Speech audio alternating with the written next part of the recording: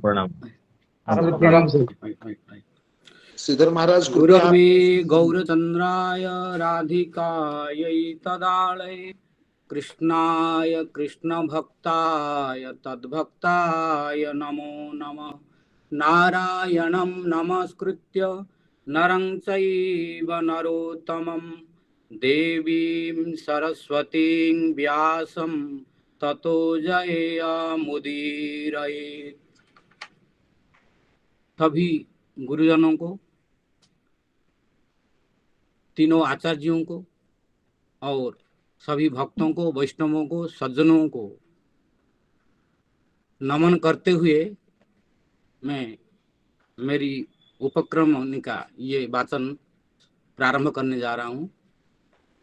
तो सबसे पहले मैं ये कहना चाहता हूँ कि ये जो हमारी कथा सत्र है, ये एक अद्भुत सत्र है, क्योंकि ऐसे सत्र बहुत दुर्लभ है। बहुत कथाएं होती है परंतु उसमें एक ही वक्ता रहते हैं, परंतु ये एक अद्भुत कथा है और कथा सत्र भी है कि इसमें जो 10 दिन का वक्ता है और वो 20 दिन का श्रोता बन जाते हैं।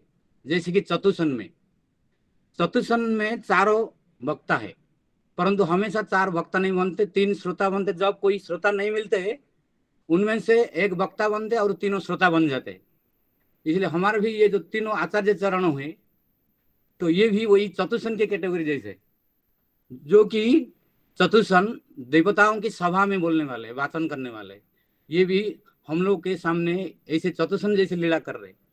ये हमारा परम स्वभाव का ज्ञापक है, परिचायक है। तो आज मैं हमारे प्यारे आचार्य चरणों, जो कि हमारे भी बहुत प्यारे सब, हम लोगों के कई महीनों से हमारा आचार्य चरण नरोत्तम प्रभु जी, हमारा सौभाग्य आज उनके मुखारविंद से विशेष करके श्रवण करने के लिए। तो ये जो हमारा तीनों आचार्य चरण सबके हमारे नमस्य है, पूज्य है, क्योंकि जैसे चतुसन कथा मात्रैक जीविन, चतुसन को जरा व्याधि, ये जगत के कोई आधि व्याधि ताप स्पर्श नहीं कर पाता आज तक। पंच है न वो हमेशा 5 वर्ष के बालक जैसे अभी तक है, क्योंकि ये कथा का प्रभाव है। कथा मात्रिक जीवन, वो हम लोग जैसे खाद्य के ऊपर निर्भर करते, वो लोग खाद्य के ऊपर निर्भर नहीं करते। उनके जीवातु है सिर्फ कथा। ये भी तीनों हमारे प्यारे आचार्य चरणों भी हम लोग को ये कथा सुना रही है, हमारा परम सौभाग्य है। तो उनके बारे में ज्यादा बोलने के लिए तरेंगे आने पर भी हम रोकेंगे, क्योंकि 2 मिनट ही हमको, इसलिए ज्यादा नहीं बोलेंगे, उपक्रम करेंगे। हमारे आचार्य चरण नरोत्तम प्रभु जी कल श्रीधर स्वामी के 2 पद्यों और विश्वनाथ चक्र ठाकुर के 3 पद्यों के माध्यम से संक्षेप में 7वें अध्याय का सारांश हम लोग के सामने व्यक्त किया, जो कि ये 7वें अध्याय का सारांश है शकटासुर भंजन और तृणावर्त वध, और 2 बार भगवान श्री कृष्ण उनके मुखार बिंद के गौहर में विश्वरूप का दर्शन अपने माता जसोदा को। परंतु उन्होंने वो प्रेडिक्शन किया है, भविष्यवाणी बता दिया, परंतु ये जो 2 बार ब्रह्मांड का दर्शन भगवान के मुखारविंद में 7वें अध्याय में नहीं हुआ है, ये 8वें अध्याय में बोलेंगे, परंतु ये भविष्यवाणी बोल दिया सुखदेव गोस्वामी भाव में आकर के, क्योंकि जब जो लीला स्फूर्ति होती है अपने आप वक्ता के मुखारविंद निकल जाते, इसलिए उसका कोई क्रम नहीं है। इसलिए इसको क्रम बनाने के लिए जीव गोस्वामी गोपाल चंपू बनवाया है। गोपाल चंपू में जीव गोस्वामी स्पष्ट बताते हैं कि सुखदेव गोस्वामी जो भगवान की बाल लीलाएं बता रहे हैं, ये क्रम ठीक नहीं है। जब जो स्फूर्ति हो गया वो मुखारविंद से निकल गई, पर जीव गोस्वामी क्रम बताया गोपाल चंपू में। तो वो सब तो बोलने के लिए समय नहीं अभी। तो हमारे नरोत्तम प्रभु जी भी ये श्रीधर स्वामी के 2 पद्यों और विश्वनाथ चक्र ठाकुर के 3 पद्यों के माध्यम से 7वें अध्याय का सारांश हम लोग के सामने गतकाल व्यक्त किया। और विशेषकर कि विश्वनाथ चक्र ठाकुर के सारार्थ दर्शन के आधार पर उन्होंने बताया, पहला और द्वितीय श्लोक के आधार पर उन्होंने बताया कि भगवान की कथा को श्रवण करने से क्या परिस्थिति होती है, उसका परिणाम क्या है। तो उन्होंने बताया भगवान की कथा श्रवण करने से बहुत कुछ होते हैं, वो सबको नहीं हम बता सकते अभी समय के अभाव से, परंतु उन्होंने बताया भगवान की कथा श्रवण करने से अरति, तो विश्वनाथ चक्रवर्ती ठाकुर ने बताया अरति श्रवणादो अप्रवृत्ति अपैति नश्यति। भगवान की कथा श्रवण करने से भगवान की कथा में जो अप्रवृत्ति है, भगवान की कथा सुनने के लिए जो अनिच्छा है, वो अपैति नष्ट हो जाती है, नश्यति। तो उसका अर्थ है अनर्थ निवृत्ति, अनर्थ निवृत्ति भवती। तो उसके बाद जो रूप गोस्वामी ने बताया भक्ति रसम सिंधु में आदो श्रद्धा तथा साधुसंग अथ भजन क्रिया तथा अनर्थ निवृत्ति निष्ठा रुचि आसक्ति भाव प्रेम, ये क्रमोत्तर उत्तरोत्तर वर्धती। तो उन्होंने कल यहाँ तक बताया था नश्यति हरिकथा श्रवणादो अप्रवृत्ति अपैति नश्यति अनर्थ निवृत्त्या निष्ठा उत्पद्यते इत्यर्थ। निष्ठा उत्पद्यते, निष्ठा का अर्थ क्या है? निष्ठा का अर्थ जीव गोस्वामी ने विश्वनाथ चक्रवर्ती ठाकुर ने बताया उनके कई टीकाओं में, निष्ठा अभिक्षेपण सातत्यम, निष्ठा अभिक्षेपण सातत्यम। तो हमारा भजन अनर्थ निवृत्ति होने के बाद जब निष्ठा की उत्पत्ति होगी तब अभिक्षेपण सातत्यम भजन हो जाएगा। तो उसकी व्याख्या हम नहीं करेंगे। उनके हमारा प्यारे आचार्य चरणों में तो तीनों आचार्य चरणों को जो कि चतुर्सन जैसे हमारे सामने उपस्थित है, तो मैं तीनों आचार्य चरणों के चरणांत में मैं नमन करता हूँ और सभी श्रोताओं को, सभी सज्जनों को, हमारे अंतर्जाल माध्यम जो जो उपस्थित है अनुपस्थित है, उन सब के चरणारविंद में प्रार्थना करता हूँ और स्वागत भी करता हूँ, अभिवादन भी करता हूँ। और विशेष करके हमारे प्यारे आचार्य चरण नरोत्तम प्रभु के चरणारविंद में प्रार्थना भी करता हूँ, निवेदन करता हूँ, स्वागत भी करता हूँ, अभिवादन करता हूँ कि निष्ठा के बाद जो जो विश्वनाथ चक्रवर्ती ठाकुर और हमारे अलग अलग आचार्य चरणों ने बताया, हम लोग के सामने विस्तृत रूप से हम लोगों को श्रवण करवा करके और हरि कथा सरसी में हम लोग को स्नपित अवगाहित करके हमारा भी निष्ठा के बाद उत्तरोत्तर प्रेम तक और प्रेम से ऊपर भी वर्धमान भक्ति को हम लोगों को आस्वादित कराए, यही उनके चरणारविंद में हमारे विशेष प्रार्थना है। और इन्हीं शब्दों के साथ मैं अपनी वाणी को विराम प्रदान करता हूँ। वांछा कल्पतरुभ्यश्च कृपा सिन्धुभ्यश्च पतितानां पावनेभ्यो वैष्णवेभ्यो नमो। वन्देऽहं श्रीगुरो श्रीयुतपदकमलं श्रीगुरून् वैष्णवांश्च श्रीरूपं साग्रजातं सहगण रघुनाथान्वितं तं सजीवं साद्वैतं सावधूतं परिजनसहितं कृष्णचैतन्यदेवं श्रीराधा कृष्णपादान् सहगण ललिता श्रीविशाखान्वितांश्च। हरे कृष्ण कृष्ण कृष्ण हरे हरे, हरे राम राम राम हरे हरे।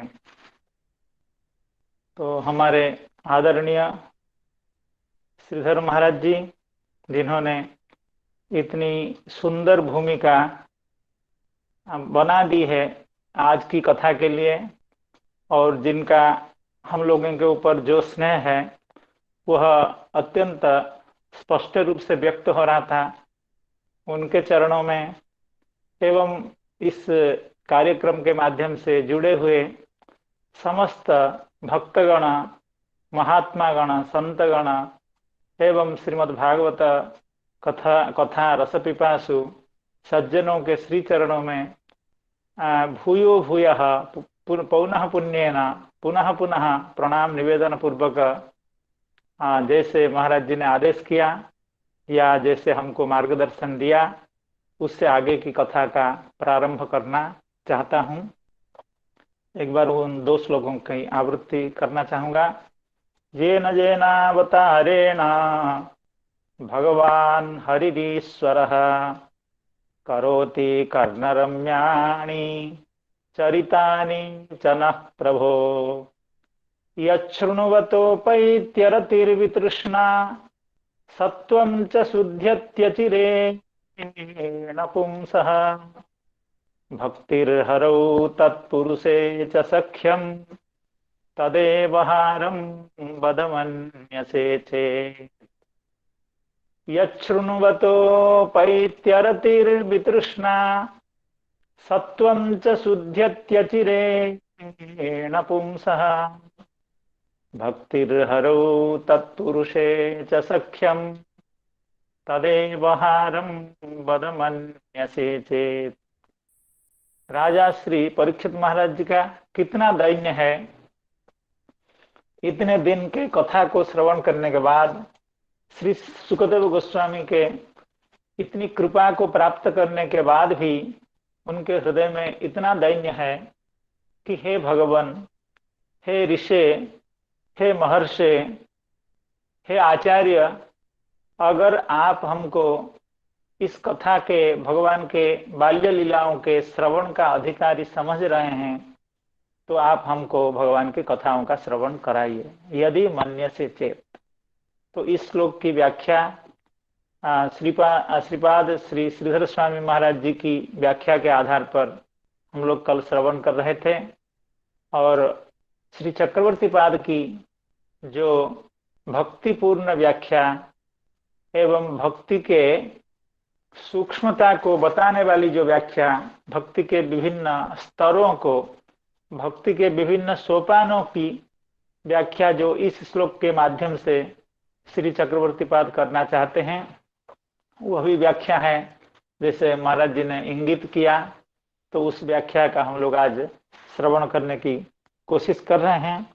तो भगवान के श्री चरणों में प्रार्थना है, श्री चक्रवर्ती पाद के श्री चरणों में प्रार्थना है, समस्त वैष्णव जनों के आशीर्वाद एवं कृपा की प्रार्थना है कि हम लोग इस कथा को, इस व्याख्यान को ठीक तरह से समझ पाएं। तो जैसे श्री चक्रवर्ती पाद कल कह रहे थे, अहो भगवत अवतारांतर लीला मात्रस्यापि अस्मन् मनोहरत्वेपि। यद्यपि भगवान के समस्त लीलाएं अत्यंत मनोहर होती हैं, अर्थात चित्त को आकृष्ट करने वाली होती हैं, फिर भी श्री कृष्ण बाल्य लीला मम अति लोभयति, माम अति लोभयति। भगवान श्री कृष्ण की जो बाल्य लीला वो हमको अत्यंत व्याकुल करती है, उसकी श्रवण की इच्छा मेरी उत्कट है। इसलिए हे भगवान, हे महर्षि, तामेव ब्रूहि, इसलिए आप भगवान श्री कृष्ण की बाल्य लीलाओं का निरूपण करिए। जेन जेन मत्स्यादि अवतारेणापि यानि यानि कर्माणि करोति तान्यपि नः कर्णाभ्याम रस्यानि आस्वाद्यानि मनोज्ञानि मनोपि आनंदयितुम जानन्त्येव। भगवान के समस्त लीला में यह सामर्थ्य है कि हमारे श्रवणेन्द्रिय को एवं हमारे अंतःकरण रूपी जो मन है, जिसके माध्यम से कथा का श्रवण किया जाता है, तो उसको भी आह्लादित करने का, आनंदित करने का, प्रहृष्ट करने का सामर्थ्य है। किंतु तेष्वपि मध्ये यत् शृण्वतः पुंसः पुंमात्रस्यापि अरतिः श्रवणादौ अप्रवृत्तिः अपैति। तो यहीं से श्री चक्रवर्ती पाद वह व्याख्या करना चाहते हैं कि यद्यपि भगवान की समस्त लीला दिव्य हैं एवं आस्वाद्य हैं, किंतु जिस लीला को श्रवण करने से जीव की, व्यक्ति की अरति नष्ट हो जाती है। क्योंकि ये इंगित इसलिए है भगवान के बाल लीलाओं की ओर, क्योंकि इस संसार का घर गृहस्थ में रहने वाला प्रत्येक व्यक्ति, जिनको संतान हैं एवं जो परिवार में, घर में रहते हैं, उन्होंने बालकों की लीला देखी हुई होती है, देखे हुए होते हैं वे लोग, और बाल लीला का उनको भली भांति अनुभव है और उसका आस्वाद भी वे किए हुए होते हैं। इसलिए उस तरह की भगवान की लीला है, देखने में तो उसी तरह की है, लेकिन उसका प्रभाव, उसकी जो चमत्कारिता वो भले दूसरी हो, लेकिन आपाततः अपने बच्चों की लीला की तरह वह प्रतीयमान होती है। इसलिए जो बद्ध जीव हैं, घर गृहस्थी में आसक्त हैं, वे लोग भी भगवान की बाल लीला को अत्यंत चाव से, अत्यंत आग्रह से, अत्यंत उत्सुकता के साथ श्रवण करना चाहते हैं, सुनते भी हैं। इसलिए श्री चक्रवर्ती पाद का कहना है, अर्थात श्री परीक्षित महाराज जी का कहना है कि आप वही बाल लीलाओं का श्रवण कराइए, उसमें मुझे अधिक अभिरुचि है। उससे क्या होता है? अरति ही नश्यति, अर्थात सामान्यतः हम लोग कथा सुनते हैं, कभी किसी की मित्र की इच्छा के कारण, किसी परिस्थिति वशतः भगवान की कथा 1 महीना 2 महीना सुन लेते हैं, लेकिन उस कथा में निष्ठा उत्पन्न नहीं होती है, क्योंकि हमको सुनना है, हम हमारे मित्र की बात को नकार नहीं सकते हैं, या परिस्थिति के अधीन होकर के हम कथा का श्रवण करते हैं, या कोई और काम नहीं है, रिटायर कर गए हैं, घर में बैठे हैं, तो क्या करेंगे, वो टीवी देखते देखते नेत्र नष्ट हो रहा है, इसलिए कथा श्रवण करते हैं, लेकिन उस कथा के प्रति निष्ठा उत्पन्न नहीं होती है। अर्थात तो वही श्री चक्रवर्ती पाद का कहना है, अरति ही नश्यति। रति का मतलब है उसको, उसके प्रति एक आकर्षण, और अरति अर्थात आकर्षण का न होना, कथा के प्रति आकर्षण का न होना ही अरति है। वो अरति कथा सुनते सुनते नष्ट हो जाती है। कथा जब हम लोग श्रवण करना शुरू करते हैं तो अनर्थ की निवृत्ति हो जाती है, अर्थात संसार के जो उपद्रव हैं, कली के जो उपद्रव हैं, या दैनंदिन का जो उपद्रव है जीवन में, उस उपद्रव में कमी आ जाती है। क्योंकि हम जब कथा सुने हुए रहते हैं तो चित्त में भगवान ही बस जाते हैं, और दूसरे लोगों की कथा का श्रवण करने का या चिंतन करने का या चर्चा करने का मौका कम आता है। क्योंकि यही बाघ इंद्रिय ही है जो मनुष्य को अत्यंत दुर्गति में लेकर के डाल देता है। कभी हम किसी की निंदा कर दिए तो उसके कान में बात आ गई, फिर वो हमको डांटने लगा या पूछने लगा, इत्यादि इत्यादि, वो हम लोग जानते हैं भली भांति। लेकिन जब भगवान कथा का निरूपण करते हैं, श्रवण करते हैं, तो संसार की चर्चा नहीं होती है, लोक की चर्चा नहीं होती है, इसलिए हम लोगों का जो अनर्थ है, उपद्रव है, वो निवृत्त हो जाता है। भगवान की कृपा का तो है ही। जब भगवान करते हैं तो भगवान की कृपा का भी लाभ होता है, और उस कृपा के द्वारा हम लोग संसार के जो अनर्थ है उससे उसकी निवृत्ति हम लोग को हो जाती है। जब अनर्थ निवृत्ति होती है तब निष्ठा उत्पन्न होती है। अर्थात किसमें निष्ठा उत्पन्न होती है? जिस कथा को श्रवण करते हैं उस कथा में, भगवान के नाम में, अर्थात भक्ति के किसी अंग में, या मुख्यतः वही कथा श्रवण में पहले जिस तरह से कथा श्रवण कर रहे थे, उस कथा श्रवण में जो क्वालिटी है, अर्थात उसका जो स्तर है, वो भिन्न हो जाता है, वो नया हो जाता है।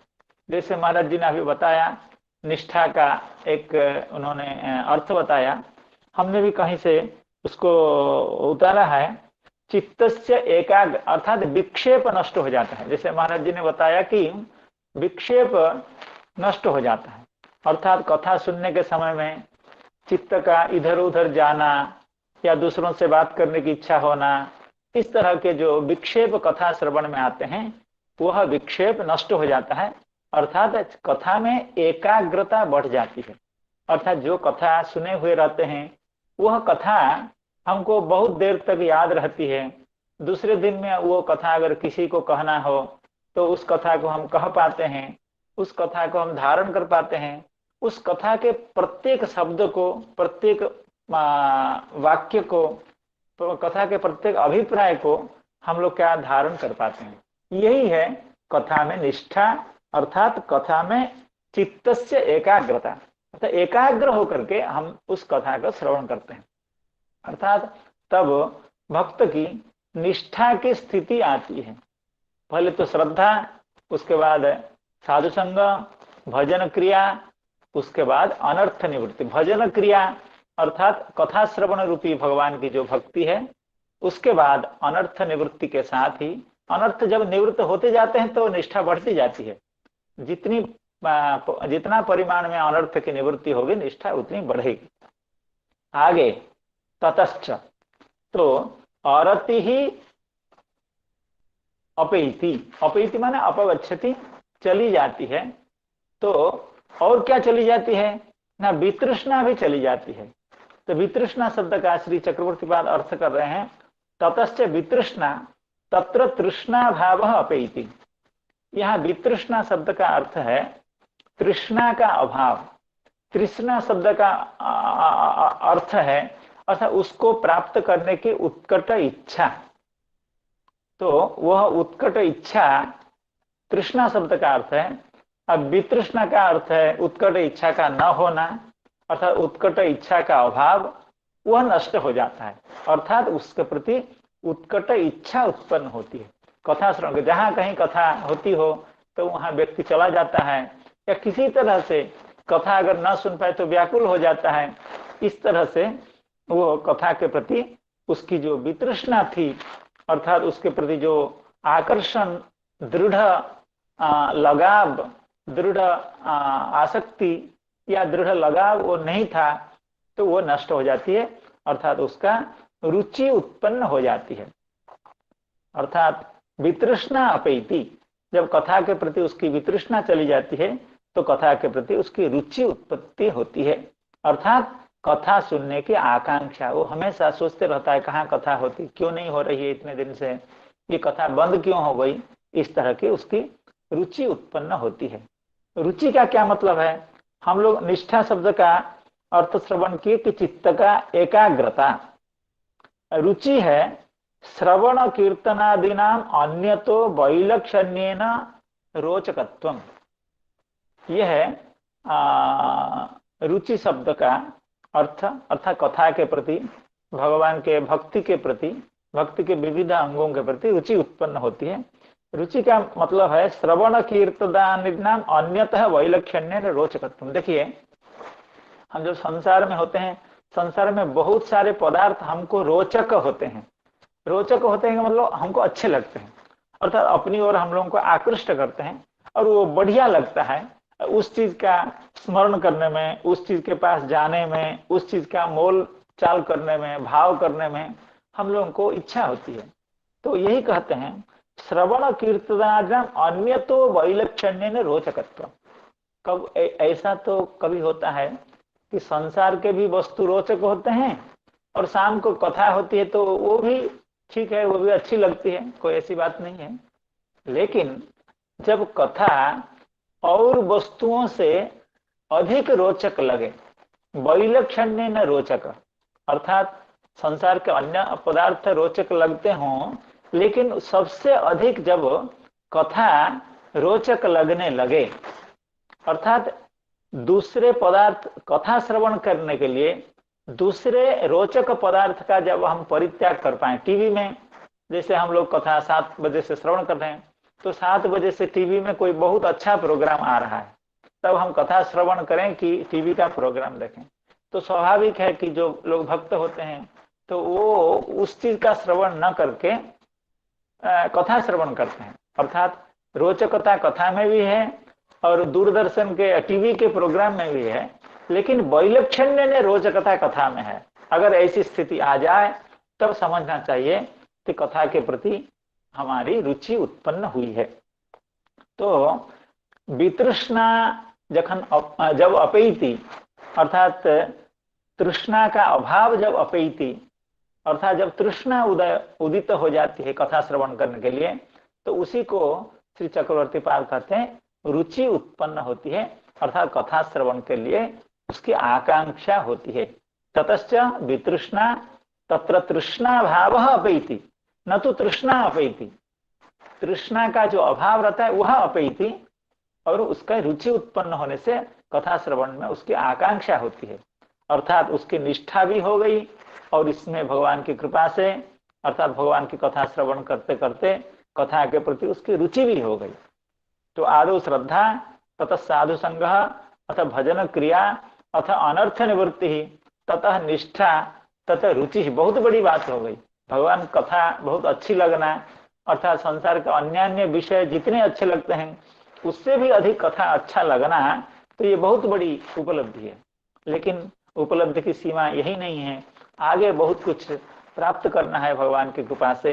तो उस चीज को श्री चक्रवर्ती पाद कहते हैं यच्छृणुवतो पैत्यरतिर्वितृष्णा। यहाँ तक हो गया इस चरण का अर्थ। सत्वं च शुद्ध्यत्यचिरेण पुंसः, अर्थात उसके बाद सत्व की शुद्धि होती है। सत्व की शुद्धि होने का क्या मतलब है? ततश्च सत्वम, सत्व शब्द का अर्थ है चित्त, अर्थात चित्त शुद्ध होता है।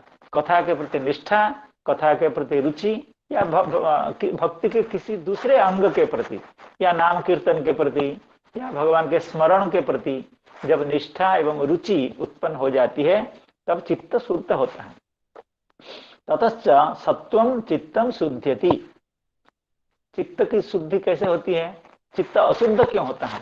क्योंकि दुर्वासना निवृत्त्या, दुर्वासना मम सदा परिकर्षयन्ति, गोविंद दामोदर माधवेति। नहीं, ये शायद दूसरा कुछ है। तो दुर्वासना मम सदा परिकर्षयन्ति, हम लोगों का ये चित्त का स्वभाव है, वो संसार की ओर ही आकृष्ट होता है। अर्थात जो कदर्य चीजें हैं, जो क्षणिक सुख देने वाले हैं और बहुकाल तक दुख देने वाले हैं, उन चीजों की ओर जीव का स्वभावतः चित्त जाता है।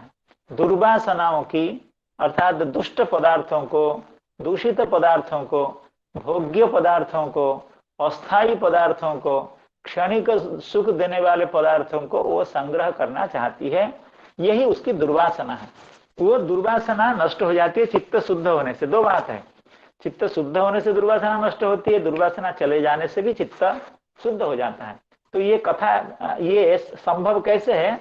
जब कथा श्रवण में हम लोगों को रुचि उत्पन्न हो जाती है, उसके बाद दुर्वासना चित्त से चली जाती है। क्योंकि चित्त में कथा की वासना रहती है कि कथा हम कैसे श्रवण करेंगे और इस कथा को हम कैसे अपने मित्रों को कह पाएंगे और इस कथा का चिंतन कैसे करेंगे।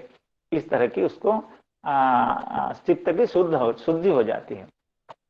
अर्थात भक्ति रसास्वाद सामर्थ्यम भवति, चित्त का शुद्ध होना, क्योंकि चित्त में भगवान का रसास्वाद, भक्ति रस का आस्वाद, भक्ति का रस है।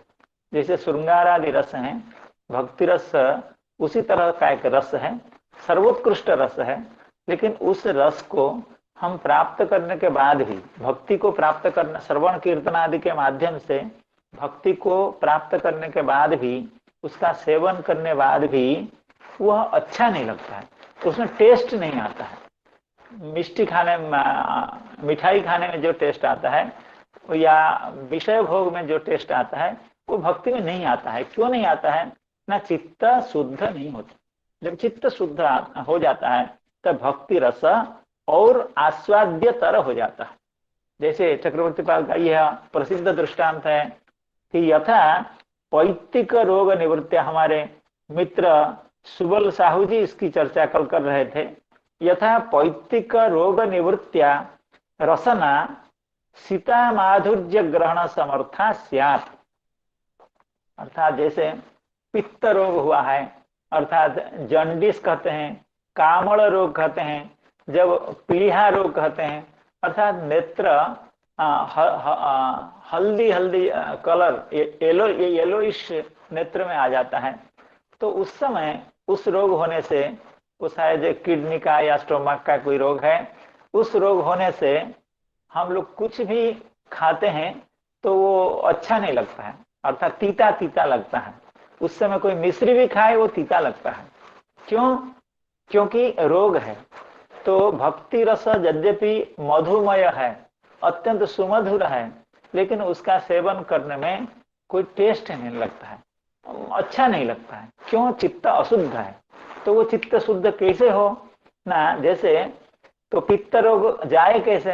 पित्त रोग का ऐसे कोई रेडीमेड मेडिसिन शायद अभी तक नहीं है, या प्राचीन काल में नहीं था। उसकी एक ही औषधि है, वो मिश्री का सेवन करे, मिश्री खाता रहे तो उसका पेट पित्त रोग धीरे धीरे चला जाएगा।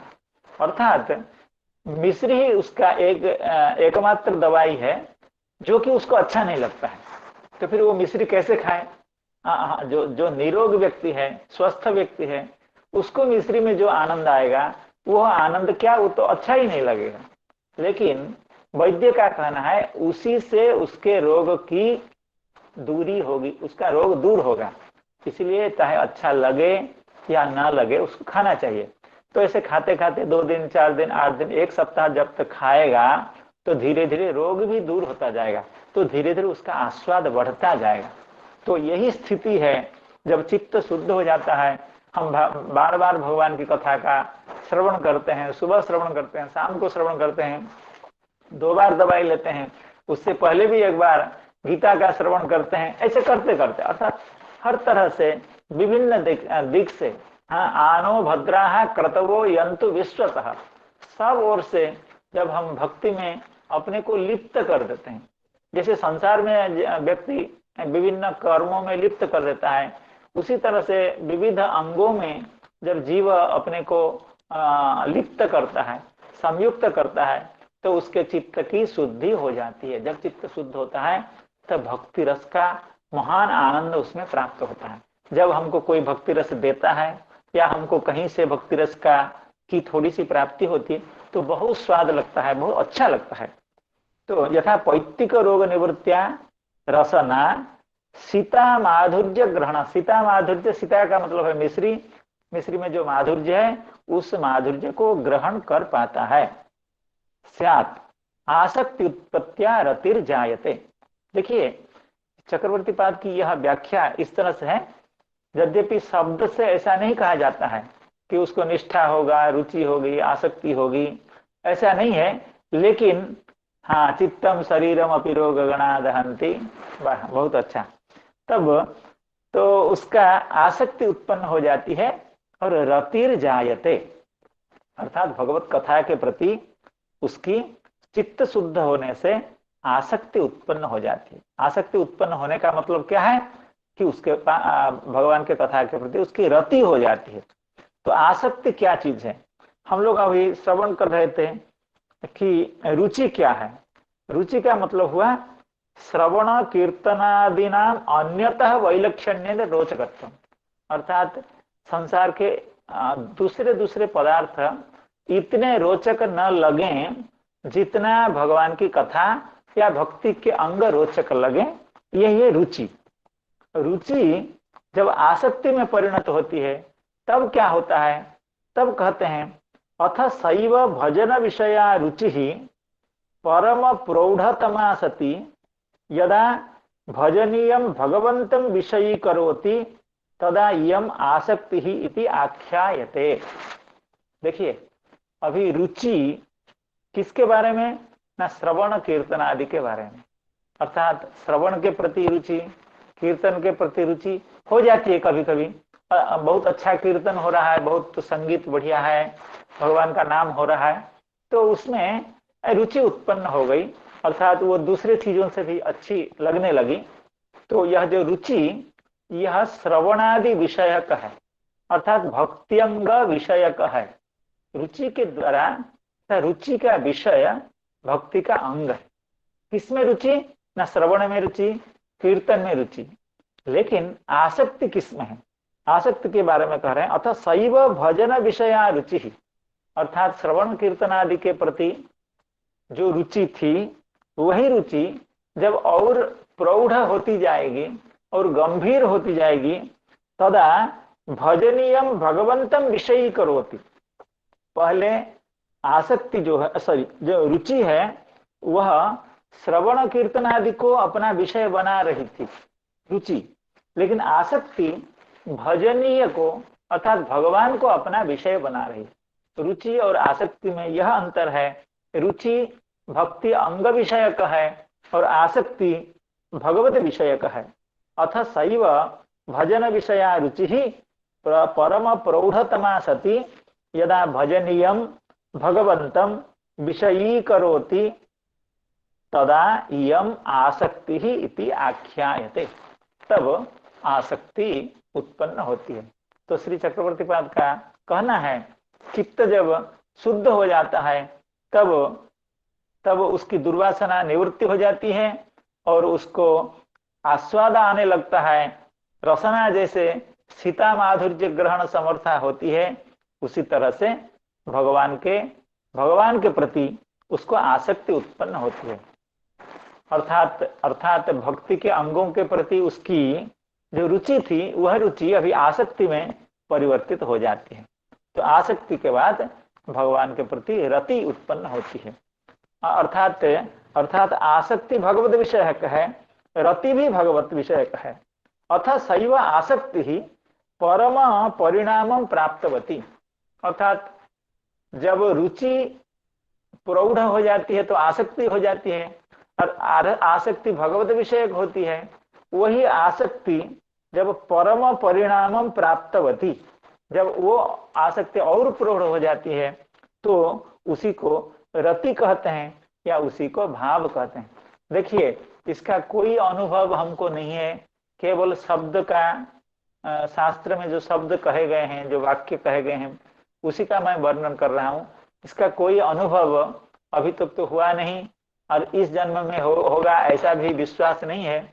लेकिन संत जनों की कृपा, भगवान की कृपा निरवधि है। तो क्वचित तरति कश्चन, अर्थात जैसे समुद्र में या नदी में जो काष्ठखंड प्रवाहित होकर के नीचे समुद्र की ओर जा रही है नदी में, तो कभी कभी परिस्थिति वशतः, घटना वशतः कभी कभी वो किनारे में लग भी जाती है। तो उसी तरह से भगवान की कृपा, संत जनों की कृपा, वैष्णव जनों की कृपा से जीव का उद्धार हो सकता है, यह विश्वास है। तो इस तरह से उसको कहते हैं भाव या रति। रति उत्पन्न होती है चित्त की शुद्धि के कारण। यच्छृणुवतो पैत्यरतिर्वितृष्णा सत्वं च शुद्ध्यत्यचिरेण पुंसः। तो यहाँ तक हो गया। और ये अचिरेण पुंसः, अचिरेण अर्थात इसमें अन्य साधन में जैसे दीर्घ काल तक साधन का अभ्यास करना पड़ता है, उस तरह से भक्ति मार्ग में नहीं है। ये अचिरेण शीघ्र ही ये दशाएं भक्ति में यह विकास हो जाता है अगर भगवान की कथा का निरंतर श्रवण किया जाए। आगे कह रहे हैं भक्तिर हरऊ, अर्थात जब रति उत्पन्न हो जाती है अर्थात भाव उत्पन्न हो जाता है, उसके बाद भगवान के प्रति भक्ति उत्पन्न होती है। भक्ति रसास्वाद सामर्थ्यम अचिरेण इति सर्वत्र योज्यम, अर्थात अचिरेण उसको निष्ठा उत्पन्न हो जाती है, अचिरेण उसको रुचि उत्पन्न हो जाती है, अचिरेण उसको आसक्ति उत्पन्न हो जाती है। अर्थात अचिरेण का मतलब है अन्य साधन मार्ग में, अन्य साधनों के द्वारा जितनी जल्दी भगवान के प्रति ये स्थितियां नहीं होती हैं, उससे कहीं शीघ्रता से भगवान के प्रति यह स्थितियां जीव के अंतःकरण में, जीव के चित्त में भगवान के प्रति उत्पन्न हो जाती है। अचिरेण इति सर्वत्र योज्यम ततश्च भक्ति ही, अर्थात जब प्रेम, जब उसको रति यानी भाव उत्पन्न हो गया, उसके बाद उसको भगवत प्रेम भी उत्पन्न हो जाता है। प्रेमा स्यात्, प्रेमा स्यात् अर्थात भगवत प्रेम। तो उसका हम कैसे वर्णन करेंगे? हमको तो संसार का प्रेम है, उसका थोड़ा बहुत वर्णन कर सकते हैं। संसार का प्रेम भी कितना है वो भी मालूम नहीं है, लेकिन भगवत प्रेम का वर्णन हम कैसे करें, कैसे किया जा सकता है? तो उसका कोई लक्षण तो हम नहीं बता पा रहे हैं, लेकिन उसका एक अनुभव हम लोग श्रीमद् भागवत ग्रंथ से ही ले करके उसका हम लोग श्रवण कर सकते हैं, चिंतन कर सकते हैं। अनुभव का मतलब यह हुआ, अर्थात जब व्यक्ति में निष्ठा उत्पन्न होती है तो उसकी प्रतिक्रिया क्या होता है, उस व्यक्ति के आचरण में, उस व्यक्ति के व्यवहार में, उसकी बातचीत में क्या क्या पाए जाते हैं, तो उसको कहते हैं अनुभव। तो निष्ठा का भी अनुभव है, और जब व्यक्ति में रुचि उत्पन्न होती है भक्ति के प्रति या कथा श्रवण के प्रति, तो उसका भी कुछ अनुभव है। जब आसक्ति उत्पन्न होती है तो भी उसके चेहरे में, उसके हाव भाव में, उसके विचार में उसके बातचीत में कुछ अनुभव पाए जाते हैं। उसी तरह से जब रति उत्पन्न होती है अर्थात रति अवस्था को प्राप्त करती है भक्ति, तब उसको कुछ अनुभव होते हैं। तो प्रेम जब भगवान का वह प्राप्त करता है तो उसका क्या अनुभव होता है, अर्थात उसकी स्थिति क्या होता है। अरे किमा सीत ब्रजे तकिम, जैसे श्री अर्जुन ने पूछा भगवान से, तो ऐसा व्यक्ति जो भगवत अनुभव को प्राप्त करता है, किमा सीत ब्रजे तकिम, अर्थात वो कहाँ जाता है, क्या खाता है, किस तरह की बातें करता है, उसका आचरण कैसे होता है। तो उसका वर्णन एकादश स्कंध में किया गया है। एवं व्रतः स्वप्रिय नाम कीर्त्या जातानुरागो द्रुतचित्त उच्चैः हसत्यथो रोदिति रौतिगायत्युन्मादवन् नृत्यति लोकवाह्यः। प्रेम को प्राप्त करने पर उसकी यह दशा होती है। एवं व्रतः स्वप्रिय नाम कीर्त्या, स्वप्रिय अर्थात भगवान, उनका जब नाम श्रवण करता है, उनकी कीर्ति का, उनकी लीलाओं का जब श्रवण करता है, जातानुराग द्रुत चित्त उच्चैः, अर्थात उस कथा के प्रति, उसके नाम के प्रति उसका अनुराग, अनुराग अर्थात अत्यंत प्रेम उत्पन्न हो जाता है। और क्या करता है, उसका द्रुत चित्त, उसके चित्त द्रवीभूत हो जाते हैं, पिघल जाता है। हम लोगों का चित्त वज्र जैसा है, भगवान की इतनी कथा श्रवण करने के बाद भी कभी भगवान के प्रति कोई आसक्ति या रुचि कुछ नहीं होता है। हम ऐसे सुख पक्षी को कह दिया जाए कि आप ऐसा गान करो, ऐसा कुछ कहो, तो वो कह देता है, लेकिन वो कुछ समझता नहीं। तो उस तरह से हमारी दशा है। तो हम भगवान की कथा का भागवत में लिखा है और शाम को कहना है, और संत जन सब श्रवण कर रहे हैं, थोड़ी प्रशंसा भी कर देते हैं, कृपा तो करते ही हैं। तो इसलिए हम शाम को बैठ करके कथा कहने की चेष्टा करते हैं, लेकिन उसका आस्वाद अभी प्राप्त नहीं हुआ है, क्योंकि चित्त अभी द्रुत नहीं हुआ, चित्त में द्रव भाव नहीं आया। चित्त में जो काठिन्य था वही काठिन्य अभी भी विद्यमान है, लेकिन जब भक्त प्रेम अवस्था को प्राप्त करता है तो द्रुत चित्त, उसके चित्त द्रवीभूत हो जाता है। एवं व्रतः स्वप्रिय नाम कीर्त्या जातानुरागो द्रुत चित्त उच्चैः हसत्यथो रोदिति रौतिगायत्युन्मादवन् नृत्यति लोकवाह्यः। तो उसका चित्त द्रवीभूत हो जाता है, तब वो हसती, कब हंसता है, कब रोता है, कब रोदिति रोदिति चित्कार करता है, शब्द करता है, एवं भगवान का नाम गान, भगवान का कीर्तन वो उच्च ही करोति। कोई हमको देख रहा है, हमारे बारे में कोई क्या चर्चा कर रहा है, हमको क्या लोग कहते होंगे, इसकी परवाह किए बिना, इसका सोचे बिना वो इस तरह का आचरण करता है। तो यह प्रेम की दशा है। इसका वर्णन करना कतई संभव नहीं है मेरे द्वारा, क्योंकि उसका कहीं गंध आसपास का स्पर्श भी नहीं है, और उसके भी बहुत सारी दशाएं होंगी और शास्त्र में वर्णित भी हैं। मुझे इतना बोध नहीं है, केवल श्री चक्रवर्ती पाद की कथा को कहने के लिए मैंने ये कुछ आप लोगों के श्री चरणों में निवेदन किया। तो ऐसी दशा को प्राप्त करता है, अर्थात जब उसका द्रुत चित्त शुद्ध त्यचिरेण पुंसा, चित्त जब शुद्ध हो जाता है, हरो भक्ति ही भगति, अर्थात भगवान के प्रति उसको प्रेम उत्पन्न हो जाता है। इसको हम थोड़ा सा लौकिक दृष्टांत से भी समझ सकते हैं। जैसे किसी व्यक्ति के प्रति या किसी पैसे के प्रति, किसी जमीन के प्रति हम लोगों का कभी कभी बहुत प्रेम हो जाता है, कभी कभी क्या होता ही है, ऐसा होता है। तो उसी तरह की बात है। यद्यपि भगवत प्रेम विलक्षण है, उसकी तुलना होनी नहीं चाहिए, लेकिन हम लोग इसको इस तरह से समझते हैं, अर्थात सांसारिक किसी वस्तु के प्रति हमारा जो अधिकाधिक आकर्षण होता है, वही आकर्षण जब भगवान के प्रति हो जाता है, शायद उसको प्रेम कहते होंगे। अचिरेणैव सर्वत्र भक्ति प्रेम, हाँ, आसक्ति उत्पत्त्या रतिर्जायते अचिरेण इति सर्वत्र योज्यम ततश्च भक्ति ही प्रेमा स्यात्।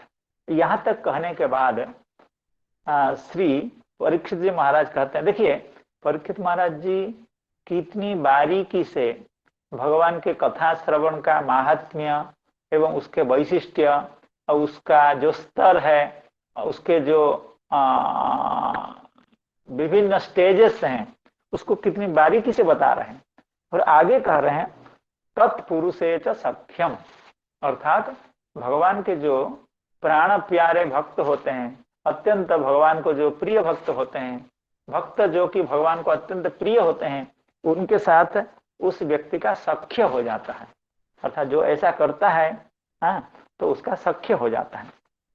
इस पर श्री चक्रवर्ती पाद कहते हैं तत्पुरुषे च सख्यम। तत्पुरुषे शब्द का मतलब हुआ वैष्णवे, अर्थात भगवान के जो भक्त होते हैं, भगवान के जो उपासक होते हैं, भगवान से स्नेह करने वाले जो व्यक्ति होते हैं, उनके साथ उसका सख्य हो जाता है, उसकी मैत्री हो जाती है, उनके साथ वो रहना चाहता है, उनके साथ बात करना चाहता है, अपने मनोव्यथा को, अपने कष्ट को उनके साथ शेयर करता है, या अपने साधना में जो कुछ प्रतिबंध आते हों या जो कुछ भला बुरा अनुभव होता हो, उसको भी वो उनके साथ शेयर करता है। यही भगवत पुरुष के साथ, भक्त के साथ सख्य की बात कही गई है। यहाँ पर चक्रवर्ती पाद एक प्रश्न उठा रहे हैं, वो कह रहे हैं यद्यपि भक्त्यारंभतः एव वैष्णवे सख्यम विहितम तदपि प्रेमणि सत्येव वैष्णव मात्रे निरुपाधिकम भवेत इति अत्रैव उक्तम। कहने का यह मतलब है कि वैष्णव जनों के साथ जो मित्रता करना है या उनके साथ जो संगति करनी है, अर्थात जो साधु संग करना है, उनके पास जाकर के अपनी व्यथा का निवेदन करना है, वो तो भक्ति के अत्यंत आरंभिक अवस्था में है। क्यों? हम लोग श्रवण कर रहे हैं आदौ श्रद्धा तथा साधु संग। साधु संग तो प्रथम अवस्था है, साधु के पास जाना और उनसे बात करना, उनको कहना कुछ, तब वो कहेंगे कि आप भगवान का भजन करो। तो ये साधु संग ये बहुत प्रारंभिक अवस्था की बात है। तो आप ये क्यों कह रहे हैं भक्ति होने के बाद, अर्थात भगवान के प्रति प्रेम उत्पन्न होने के बाद वो साधु संग क्यों करने जाएगा? क्योंकि और लोग उसके संग करने आएंगे, तो वो क्यों साधु संग करने जाएगा? तो उस पर श्री चक्रवर्ती पाल कह रहे हैं तत्पुरुषे वैष्णवे सख्यमिति यद्यपि भक्त्यारंभतः एव, भक्ति के आरंभ दशा से ही वैष्णवे सख्यम विहितम तदपि प्रेमणि सत्येव वैष्णव मात्रे निरुपाधिकम। पहले जो साधु संग था और अभी जो साधु संग है उसमें पार्थक्य है। क्या पार्थक्य है? पहले वो किसी वैष्णव विशेष को देख करके श्रद्धा करता था, अर्थात वो जिनको आदर्श मानता था, अर्थात जिनकी वैष्णवता पर उसको दृढ़ विश्वास था, श्रद्धा थी, उनके पास वो जाता था।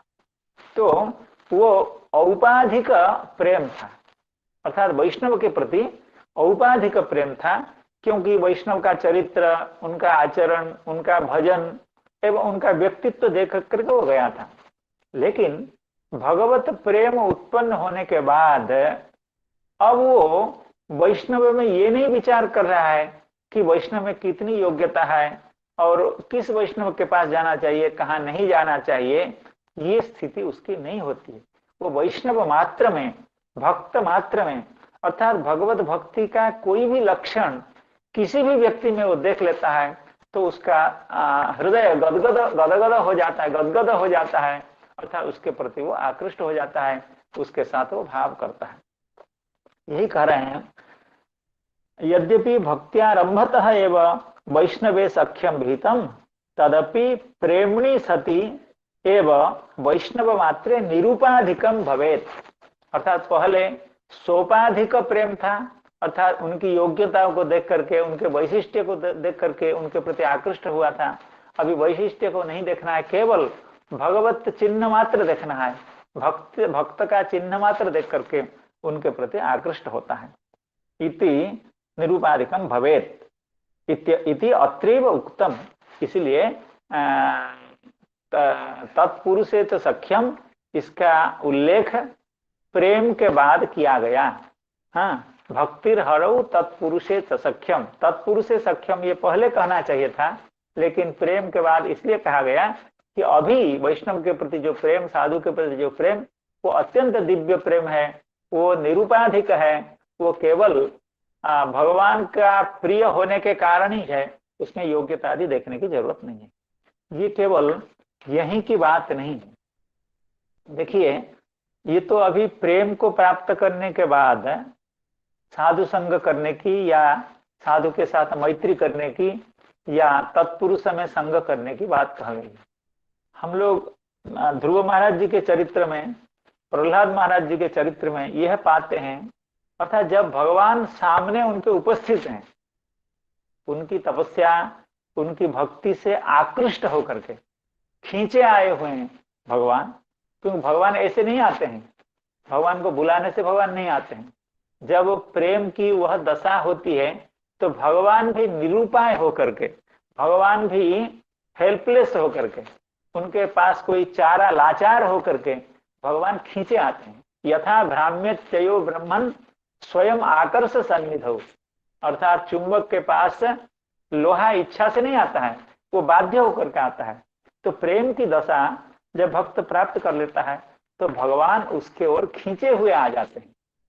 तो ऐसी दशा में प्रहलाद महाराज जी के सामने जब भगवान उपस्थित हैं या ध्रुव महाराज जी के सामने जब उपस्थित हैं, तब ध्रुव क्या प्रार्थना करते हैं भगवान से?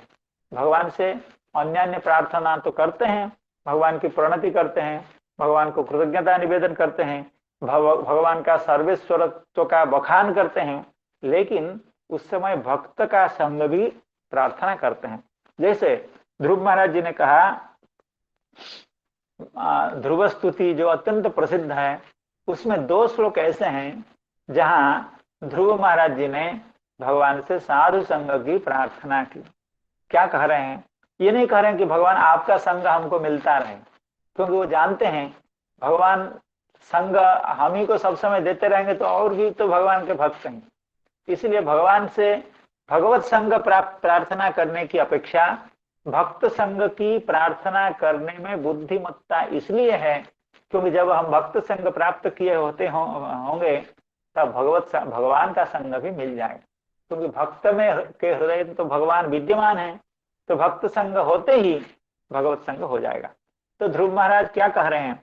भक्तिं मोह प्रवहतां त्वयि में प्रसंगः भूयादनंत महता ममलाशयानां येनाञ्जसोल्वणमुरुव्यसनं भवाब्धिं नेष्ये भवद्गुणकथामृतपानमत्तः भक्तिं मुहुः प्रवहतां त्वयि मे प्रसंगः भूयादनंत महता ममलाशयानां येनाञ्जसोल्वणमुरुव्यसनं भवाब्धिं नेष्ये भवद्गुणकथामृतपानमत्तः। अर्थात हे भगवान मैं पागल हो जाऊं, भवद गुण कथा मृतपान मत्तः। जैसे शराबी लोग शराब पी करके मत्त हो जाते हैं, पागल हो जाते हैं, तो हे भगवान आप इतनी कृपा कीजिए भवद गुण कथा मृतपान मत्तः।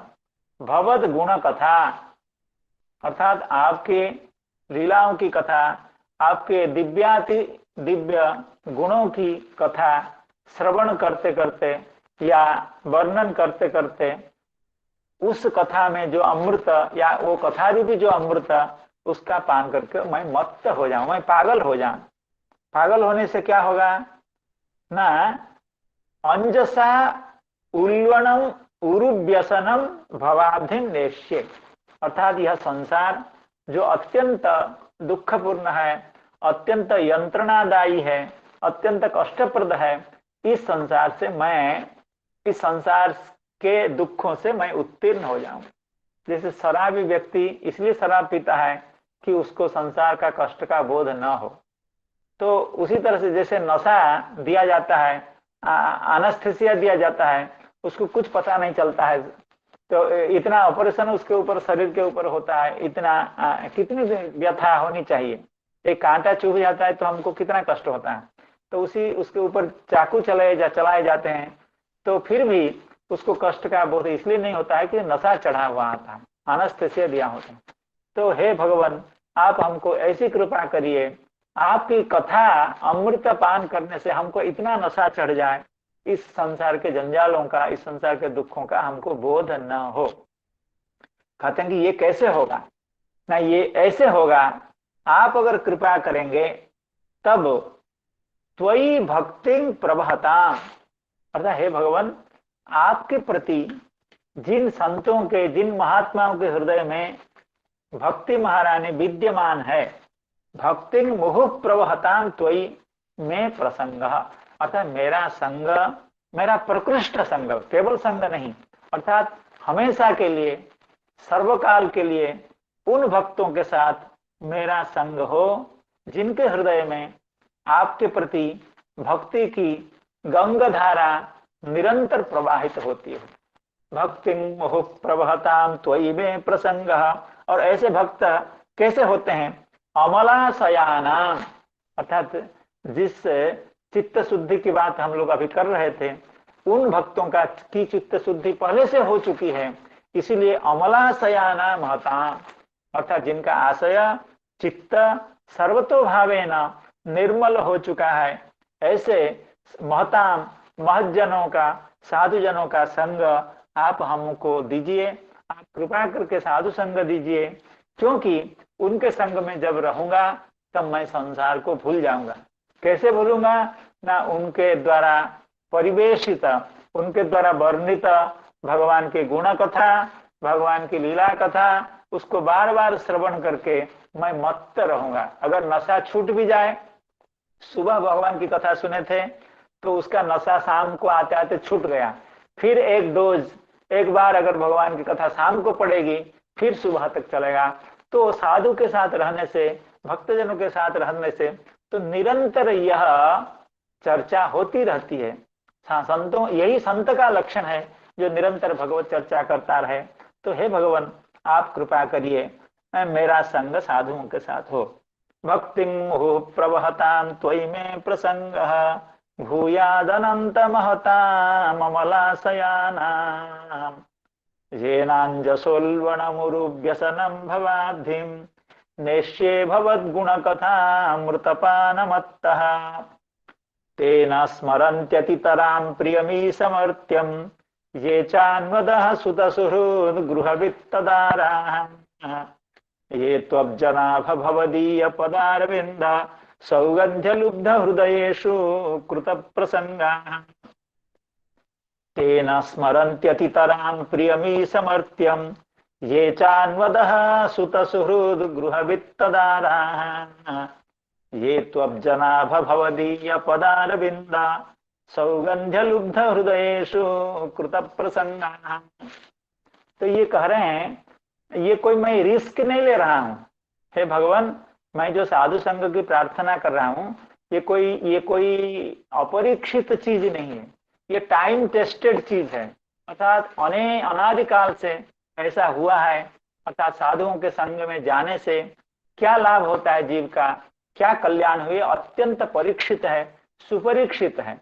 इसीलिए मैं इसमें कोई रिस्क लेने वाला काम नहीं कर रहा हूं। क्यों? तेन स्मरन्त्यतितरां प्रियमीश मर्त्यम, अर्थात वे भक्त, वे लोग अपना जो मर्त्य है, मरणशील जो शरीर है, उसको भी भूल जाते हैं। संसार को भूल जाना, पत्नी को भूल जाना, बच्चों को भूल जाना, घर द्वार भूल जाना, नौकरी चाकरी भूल जाना, ये तो सामान्य बात है। सबसे बड़ा बंधन तो अपना शरीर ही है।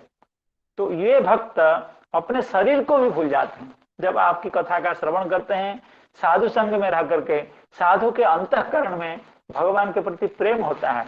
जब वो प्रेम पूर्ण वाणी उसके मुख से निर्गत होती है और वो जब कर्ण कुहर में जाता है, उसको श्रवण करके वह अत्यंत विह्वल हो जाता है, मत्त हो जाता है। संसार के दुख उसको व्यथा नहीं पहुंचाते हैं। उसी बात को कह रहे हैं, तेन स्मरन्त्यतितरां प्रियमीश मर्त्यम, अर्थात अत्यंत प्रिय, श्रेष्ठ जो मर्त्य है, अर्थात अपना शरीर है, उसको भी वह स्मरण नहीं करते हैं। ये चान वदह सुत सुहृद गृहवित्तदाराः, अर्थात इस शरीर को अवलंबन करके जो पत्नी है, बच्चे हैं, गृह है, गाड़ी है, घोड़ा है, सम्मान है, पदवी है, पैसा है, बैंक बैलेंस है, उसका वो भला क्या स्मरण करेंगे, क्यों करेंगे? जो अपना शरीर को ही भूल चुका है, शरीर से संबद्ध वस्तुओं को ऐसा भक्त स्मरण नहीं करते हैं। कौन कौन लोग ऐसा करते हैं? ये त्वब्जनाभ, हे पद्मनाभ, जो लोग भवदीय पदार बिंद सौगंध्य लुब्ध हृदयेषु कृत प्रसंग, अर्थात आपके पदार बिंद से जो सुगंधी निकल रही है, उस सुगंधी में आसक्त जिन संतों का चित्त है, ऐसा जो लोग आपके चरण कमलों में आकृष्ट हैं, उनके साथ जो कृत प्रसंग हैं, अर्थात संग कर चुके हैं। तो ऐसे व्यक्तियों के साथ संग करने से जीव अपना स्वरूप को, अपना शरीर को भूल जाता है, अपना स्वरूप को समझ जाता है। अपना शरीर को तो भूल जाता है, अपना स्वरूप को समझ जाता है कि मैं भगवान का नित्य दास हूँ, भगवान की कथा हमको सुननी चाहिए, भगवान की सेवा करनी चाहिए। इस स्थिति में वो आ जाता है। तो इसलिए बड़े बड़े भक्त लोग वो भगवान को सामने पा करके भी भक्त संग की प्रार्थना करते हैं। तो भगवान से एवं संत जनों से हम लोगों की यही प्रार्थना है, हम लोगों को साधु संग निरंतर प्राप्त होता रहे एवं हम लोग भी भगवान की कथा श्रवण करके, भगवान के नाम कीर्तन का श्रवण करके इस संसार में होते हुए भी इस संसार को भूल जाएं। तो यही प्रार्थना सभी को, जो लोग कथा श्रवण कर रहे हैं, सभी के चरण कमलों में मैं प्रणामांजलि निवेदन करते हुए, सभी को कृतज्ञता एवं धन्यवाद अर्पण करते हुए मैं कथा का यहाँ विश्राम करना चाहता हूँ। हरे कृष्ण कृष्ण कृष्ण हरे हरे, हरे राम राम राम हरे हरे। अच्छा सुबल जी, प्रणाम। जय जय श्री राम। साधु प्रणाम। श्री राधे, जय जय श्री राधे, जय जय श्री राधे। कोई उपसंहार बोलने वाले हैं क्या? प्रणाम।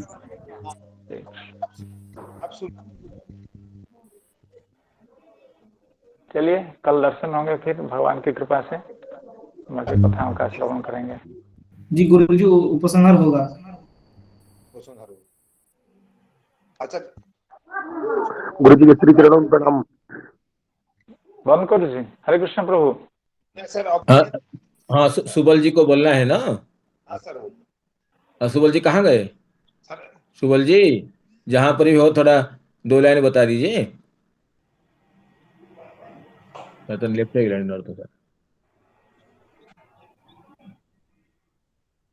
सर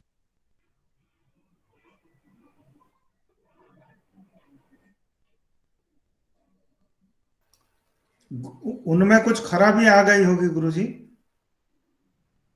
शायद इसीलिए वो अभी तो वो गुरुजी उनका अनम्यूट नहीं हो रहा है। किनका? सुबल जी का? हाँ, सुबल जी का अनम्यूट अभी आ जाते हैं। अभी तो मुझे फोन किए थे, अभी आ जाते हैं। हाँ, अच्छा। भ्रातरः हरे कृष्ण कृष्ण कृष्ण हरे हरे, हरे राम राम राम हरे हरे। सभी सुधी श्रोताजनों को, भक्तजनों को मेरे शतकोटि प्रणाम। आज इसी प्रसंग में श्रीमद् भागवत के 10वें स्कंध के 7वें अध्याय में जो हमारे परम आराध्य गुरुदेव आचार्य नरोत्तम प्रभु जी ने इस 7वें अध्याय में दूसरा पद्य प्रमुख रूप से दूसरे पद्य को पद्य का व्याख्यान उपस्थापित किया। और इसमें जो यत् शृण्वतः अपेति अरतिः वितृष्णा अपेति सत्वं च शुद्ध्यत्यचिरेण पुंसः, यहाँ पर जो सत्वम अचिरेण शुद्ध्यति, यहाँ पर 2 प्रकार का व्याख्यान करते हुए जो उन्होंने उपस्थापित किया। और भक्ति ही हरौ तत्पुरुषे च सख्यम, इस प्रकार के संपूर्ण पद्य का जो व्याख्यान गुरुदेव ने उपस्थापन किया, और उसी के अनुषंग में बाकी जो उदाहरण हम लोगों के सामने उपस्थापित किए, और हमारे सांसारिक धर्म के साथ सांसारिक धर्म का आचरण करते हुए और उसमें पद्मपत्र मीमांसा उसमें रहते हुए भी उससे अतिरिक्त हम कैसे भगवत भक्ति में और भगवत निष्ठता में अनुप्राणित हो सकते हैं, इसमें नाना उदाहरण उपस्थापना पूर्वक गुरुदेव ने हमें वास्तविक अत्यंत सूक्ष्मता के साथ ये बात समझाई। और कई इस प्रकार के उसमें उदाहरण आए, और जिन उदाहरणों से हमें इस पद्य के संदर्भ में अशेष ज्ञान प्राप्त हुए। और इसलिए मैं समस्त मिलिंद वृंद संगोष्ठी के भक्तजनों की तरफ से और विद्वानों की तरफ से, गुरुदेवों की तरफ से, हमारे परमाराध्य आचार्य हरे कृष्ण महाप्रभु जी की तरफ से, आचार्य जयकांत प्रभु जी की तरफ से, और समस्त निर्विशेष से समस्त पंडित सुधी भगवत भक्ति संपन्न विद्वत मंडली की तरफ से अशेष कोटि प्रणाम निवेदन करते हुए श्री गुरुदेव आचार्य नरोत्तम प्रभु जी को पुनः कल निमंत्रण देते हुए और सभी भक्तजनों को कल फिर समय पर उपस्थित होने के लिए पुनः निवेदन करते हुए प्रणाम पूर्वक यहीं पर मैं विरति लेता हूँ। हरे कृष्ण कृष्ण कृष्ण हरे हरे, हरे राम राम राम हरे हरे। बोल ग्रंथराज श्रीमद् भागवत महापुराण की हरे कृष्ण